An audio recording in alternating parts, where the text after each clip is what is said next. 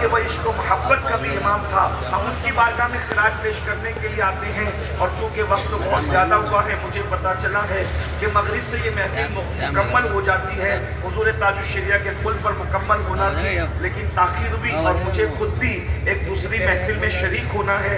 اس وجہ سے میں بہت مختصر اپنے امام کی بارگاہ میں خراج پیش کر کے جو ہے وہ اپنی گفتگو کو مکمل کروں گا. اللہ تبارک و تعالی میری اور آپ سب کی حاضری کو امام اہل سنت کی بارگاہ میں قبول فرمائے اور ہم اپنی جو مرادیں لے کر آئے ہیں اللہ تبارک و تعالی ہماری مرادوں کو امام اہل سنت کے صدقہ و طفیل قبول فرمائے. یہاں بہت مختصر میں ایک بات رکھنا چاہتا ہوں جو امام اہل سنت نے اپنے رسالے کے اندر نقل فرمایا ہے. میرے عزیز بھائیوں، ہم جس دور سے گزر رہے ہیں یہ پرفتن دور جو ہے امام اہل سنت کا جو زمانہ تھا اس سے بہت مختلف زمانہ نہیں ہے.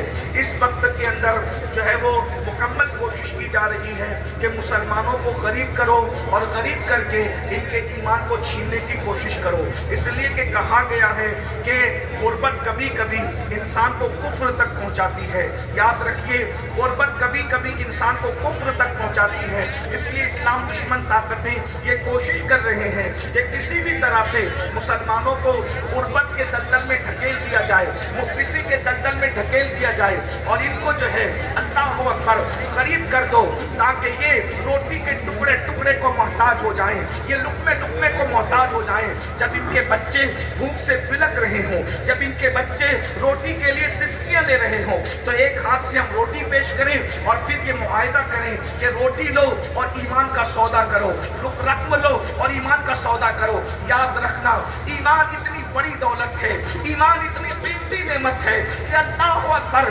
ایمان سے بڑی کوئی نعمت ہو ہی نہیں سکتی. اللہ اکبر صحابہ کرام رضوان اللہ تعالی علیہم اجمعین تختیوں کی پیٹ پر لٹائے گئے مگر انہوں نے ایمان کا سودا نہ کیا. ان پر چابک پرستے رہے، ایمان کا سودا نہ کیا. ان کے سینے پہ پتھر رکھ کر کے ان سے ایمان چھیننے کی کوشش کی گئی. وہ احد احد کی صدائیں لگاتے رہے. میری قوم کے جوانوں، آج ایمان چھیننے کے لیے غربت کے دلدل میں ہمیں ڈھکیلنے کی کوشش کی جا رہی ہے اور ساتھ ہی ساتھ ان کو غریب کرنے کے علاوہ ان سے علم چھین لو، ان سے سرمایہ علم چھین لو، ان کو جہالت کی وادیوں کے اندر ڈھکیل دو. یہ ان پڑھ رہ جائیں، یہ ان پڑھ رہ جائیں، یہ پڑھ لکھ نہ سکیں.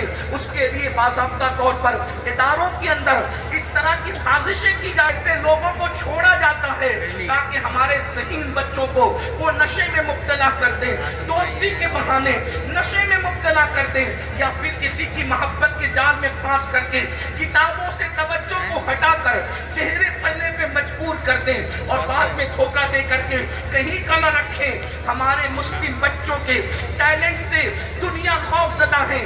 انہیں پڑھنے نہ دیا جائے. جس دن یہ پڑھیں گے دنیا کی کوئی طاقت ان کا مقابلہ نہیں کر سکتی. جس دن یہ پڑھ لیں گے دنیا کا کوئی انسان ان کے برابر کھڑے نہیں رہ سکتا. اس کی وجہ یہ ہے ہم زندہ نبی کے ماننے والے ہیں، زندہ کتاب قرآن کے ماننے والے ہیں، زندہ خدا کے حی و قیوم کے ماننے والے ہیں، زندہ مذہب کے ماننے والے ہیں، زندہ مسلک کے ماننے والے ہیں. بلکہ اللہ اکبر ہمارے عقیدے میں تو اللہ کے اولیاء بھی زندہ ہیں. اور جن لوگوں نے یہ نعرہ لگایا تو زندہ ہے واللہ، تو زندہ ہے واللہ، میری چشم عالم سے چھپ جانے والے خدا نے ان کو بھی ایسی حیات جاویدہ عطا کر دی ہے کہ جہاں ان کا نام لے لیا جاتا ہے وہ محفلیں بھی زندہ ہو جاتی ہیں. نعرہ تکبیر، نعرہ رسالت، عرس رضوی، مدرسہ جامعہ نوریہ رضویہ. یہ بریلی شریف کی سرزمین علم کی زمین ہے، عشق کی زمین ہے، اہل سنت کے تحفظ کی زمین ہے، عقیدے کی حفاظت کی زمین ہے.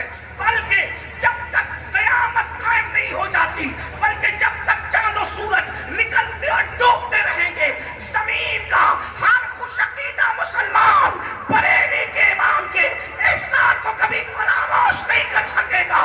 ہر بندہ کہے گا اگر آج ایمان میں تر و تاز کی ہے تو اس کلندر کی محنتوں کا نتیجہ ہے. جس نے آواز دی تھی انہیں جانا، انہیں مانا، نہ رکھا غیر سے کام. للہ الحمد میں دنیا سے مسلمان گیا. اس موقع پر میں صرف امام اہل سنت کے ایک رسالے سے جو انہوں نے تحریر فرمایا تھا، تصنیف فرمایا تھا، اس کا نام ہے تدبیر فلاح، نجات و اصلاح۔ امام اہل سنت کا جو رسالہ ہے تدبیر فلاح نجات و اصلاح، امام اہل سنت نے اس رسالے کے اندر بہت ساری باتیں کہی ہے۔ اس میں امام نے امت مسلمہ کی ترقی اور کامیابی کے لیے چند نکات پیش فرمائے ہیں۔ میں اس پر اپنی گفتگو کو پورا کر رہا ہوں۔ عرس رضوی میں آنے والوں، اپنی آمد کو بامقصد بناؤ، صرف آ کر کے ایسے ہی مت چلے جاؤ۔ میں اپنی گفتگو کو چند سیکنڈ میں، چند منٹ کے اندر مکمل کر رہا ہوں، میری گفتگو دھیان سے سننا۔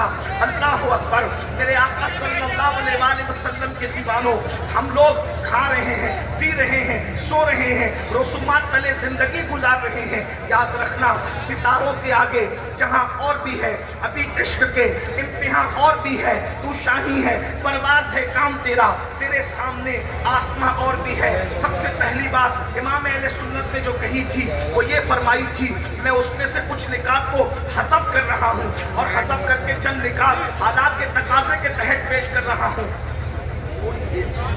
بھائی آپ لوگ بیٹھ جائیں، مالہار والے بعد ایک بار سب درود شریف پڑھ لیں۔ رب صلی وسلم دائما ابدا علی حبیبک خیر الخلق کلہم صلاۃ و سلام علیک یا سیدی یا جد الحسن والحسین۔ توجہ فرمائیں، پہلی چیز ہم سب کو یہ کوشش کرنا ہے، اس ملک میں اگر سر اٹھا کر کے جینا ہے تو پہلی چیز ہے کہ دیندار بنو، دیندار بنیے۔ دیندار وہ نہیں جو رسمی لوگ سمجھتے کہ ہم دیندار ہیں، بلکہ کیسے دیندار؟ ہم لوگ اس وقت بس چند دنوں کے بعد ہم لوگ 1500 سالہ جشن کی طرف بڑھ رہے ہیں اور حضور علیہ السلام کے میلاد کے مبارک مہینے کی آمد ہے، سرکار کے مبارک مہینے کی آمد ہے۔ اس لیے میں 1500 سالہ جو لوگ جشن منا رہے ہیں، جلسوں کے ذریعے سے، جلوس کے ذریعے سے اور بھی ذرائع سے، سب کو مبارک ہو۔ لیکن میں آپ سے یہ بات کہتا ہوں، 1500 سالہ جشن میلاد ہم اس طرح بھی منائیں کہ امام اہل سنت نے جو نکات پیش کیے تھے امت کی ترقی اور فلاح اور کامیابی کے لیے، ان چند نکات کو اپنی زندگی کے اندر پیدا کیجئے۔ نمبر 1، دیندار بنیے۔ کیسے دیندار؟ صرف رسمی اور اسمی دیندار نہیں، بلکہ ایسے دیندار بنیے کہ ہمیں ہماری دینداری کو دیکھ کر دنیا پکار اٹھے کہ جب 1450 سال کے بعد ان مسلمانوں کی دینداری کا عالم یہ ہے تو وہ لوگ جن کو رسول اللہ نے صفہ کے چبوترے پہ بٹھا کر جن کی تربیت کی تھی، ان لوگوں کی دینداری کا عالم کیا ہوگا؟ اندازہ فرمائیں، آج مسلمانوں کے اندر وہ دینداری نہیں ہے، بلکہ لوگ ہمیں دیکھ کر ہمارے مذہب سے بدظن ہوتے ہیں، ہمارے مسلک سے بدظن ہوتے ہیں۔ مسلمانوں کا، بہت سارے مسلمانوں کا حال یہ ہے، قرضہ لے لیا مگر قرضہ لینے کے بعد ادا نہیں کرتے، لوگوں کا قرضہ کھا جاتے ہیں، بیوپاریوں کا مال لے کر کے ہڑپ کر جاتے ہیں۔ آپ کو پتا ہے، اللہ اکبر، آج پوری دنیا کے اندر سب سے زیادہ اصلاح معاشرہ کے جلسے ہم سنی مسلمان کر رہے ہیں، اور کیا مسلمانوں کی اصلاح ہو جائے، مسلمانوں کی اصلاح ہو جائے۔ ایک جملہ کہہ کر آگے بڑھتا ہوں، ہم اپنے لقمے کی اصلاح کر لیں تو انشاءاللہ اصلاح معاشرہ کے جلسوں کی ضرورت ختم ہو جائے گی۔ آج جو ہمارے بچے شراب کے اڈوں پہ جا رہے ہیں، جوؤں کے اڈوں پہ جا رہے ہیں، زنا کے اڈوں پہ جا رہے ہیں، بدکاریوں کے اڈوں پہ جا رہے ہیں، ہزارہ ڈگریوں کے باوجود ہم اپنے بچوں کو صالح فکر نہیں دے پا رہے ہیں، ان کی صحیح تربیت نہیں کر پا رہے ہیں۔ اس کی سب سے بڑی وجہ یہ ہے کہ پیٹوں کے اندر جو لقمے ہیں وہ حلال نہیں رہ گئے، الا ماشاءاللہ۔ کیفیت یہ ہے کہ حرام اور حلال کی تمیز ختم ہو چکی ہے، لقمہ حلال کی اہمیت ختم ہوتی جا رہی ہے۔ اس لیے یاد رکھو، دیندار بنیے، دیندار، ایسے دیندار لین دین میں بھی ہمارا ثانی کوئی نہ ہو، ہماری مثال کوئی نہ ہو۔ اسی طریقے سے کھانے پینے کے لقمے کے احتیاط کے معاملے میں بھی ہماری طرح کوئی نہ ہو، اسی طرح خیر خواہی کے معاملے میں بھی ہماری طرح کوئی نہ ہو۔ اس طرح کی کیفیت ہماری ہونی چاہیے۔ تو دیندار بنیے، نمازوں کے پابند بنیے، شریعت کے پابند بنیے، چہروں پہ داڑیاں سجائیے۔ میلاد مصطفیٰ کے موقع پر ہم پرچم تو لگاتے ہیں، ہم گلیاں تو سجاتے ہیں، بالکل پرچم بھی لگائیے، گلیاں بھی سجائیے، لیکن چہرے کو مصطفیٰ جان رحمت کی سنت سے بھی سجا لیجئے تاکہ یادگار رہے کہ میلاد مصطفیٰ کا جب 1500 سالہ جشن آیا تھا تو کسی نے پرچم لگایا تھا किसी ने गली सजाई थी, लेकिन मैंने सुन्नत मुस्तफा से अपने चेहरे को सजा लिया था। तो जब 1500 साल मिलाद मुस्तफा के जश्न का तस्करा होगा, ये यादें ताज़ा रहेगी। इसलिए मेरी गुजारिश है कि गलियां सजाने के साथ अपने वजूद को सुन्नत मुस्तफा से भी सजा लीजिए। दीनदार इस तरह से बनिए, लेन देन का मामला हो, पड़ोसियों का मामला हो, बीवी का मामला हो, माँ बाप का मामला हो, उलमा का मामला हो, मशाइख का मामला हो, हर मामले में दीन को मद्देनजर रखिए, शरीयत को फॉलो कीजिए, दीन को फॉलो कीजिए और ये ज़हन बना दीजिए कि हमारे लिए निजात का जरिया यही है कि हम अपने दीन पर चले। मुस्तफा जान रहमत ने जो रास्ता बताया है उस रास्ते पर चले। कुरान कहता है कुल इन कुंतुम तुहिब्बूनल्लाह फत्तबिऊनी युहब्बुकुमुल्लाह व यगफिर लकुम ज़ुनूबकुम वल्लाहु गफूरुर रहीम। ऐ महबूबा फरमा दीजिए कि अगर तुम अल्लाह को महबूब रखते हो तो मुस्तफा जान रहमत का इत्तिबा करो, उनकी पैरवी करो, उनके पीछे पीछे चलो। जो मुस्तफा जान रहमत की पैरवी करेगा अल्लाह उसको अपना महबूब बना लेगा। अल्लाह जिसको महबूब बना लेगा उसकी मग़फ़िरत फरमा देगा, उसकी बख्शिश फरमा देगा और अल्लाह बख्शने वाला मेहरबान है। तो पहली चीज दीनदार बनिए। दूसरी चीज तालीमी इदारे कायम करने की कोशिश कीजिए, इसलिए कि 1500 साल जश्न के मौके पर हम बहुत कुछ करेंगे, कर रहे हैं, इंशाअल्लाह करते रहेंगे, लेकिन तालीमी इदारों पर मेहनत कीजिए, अच्छे तालीमी इदारे कायम कीजिए ताकि हम रहे न रहे 1500 साल मिलाद मुस्तफा की यादगार इन इदारों की शक्लों में कायम रहे। हम और जगह पर अपनी दौलत को खर्च करने की बजाय दानिशगाहों पर, तालीम गाहों पर, इदारों पर दौलत को खर्च करने की कोशिश करें, माल को खर्च करने की कोशिश करें। आज मुसलमानों का माल पता नहीं कहां कहां खर्च हो रहा है। बड़ी माजरत के साथ मैं ये बात कहूं, हमें बहुत खुशी हुई है, बड़ी मसरत हुई है कि दरगाह आला हजरत के सज्जादा नशीन और यहाँ के शहजादों ने ऐलान किया कि जो लोग डीजे बजाते हुए चादर लाएंगे उनकी चादर दरगाह आला हजरत पर चढ़ाई नहीं जाएगी।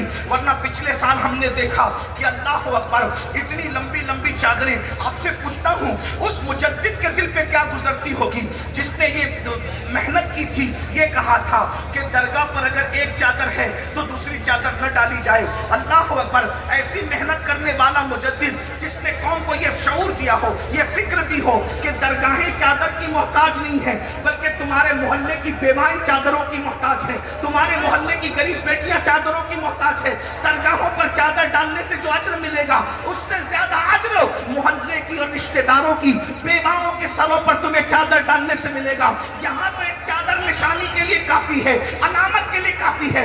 जिस मुजद्दिद ने बिदात और खुराफात का जो है वो बाइकाट किया हो, अगर उन्हीं के आस्थाने पर हम बिदात और खुराफात करेंगे तो बताओ इमाम अहले सुन्नत के दिल पे क्या गुजरेगी? बताओ सुन्नियों, इमाम के दिल को खुश करने आए हो या इमाम का दिल दुखाने आए हो? इसलिए उनसे इमाम अहले सुन्नत को बिदात और खुराफात से इतना पाक कर दो ताकि दुनिया कहने पे मजबूर हो जाए अगर शरई उर्स देखना है तो बरेली का उर्स देख लिया जाए वहां शरीयत के मुताबिक।